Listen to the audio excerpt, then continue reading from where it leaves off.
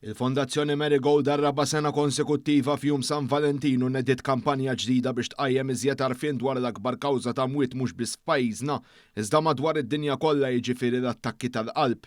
Bil-kontra ta' kampanji oħrajn fejn titratta mart rari hawnhekk Marigold Foundation kienet preżenti l-ġimgħa filgħodu fil-belt flimkien ma' numru ta' kardioloġi biex tispjega kif wieħed għandu jieħu ħsieb saħħtu speċifikament qalbu.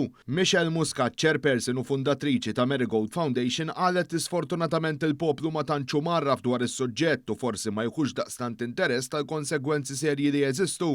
Affarijiet żgħar li nistgħu kulħadd jieħu ħsieb ftit ftit. Imma ovvjament irid ikun hemm il-will u jkun hemm ukoll awareness.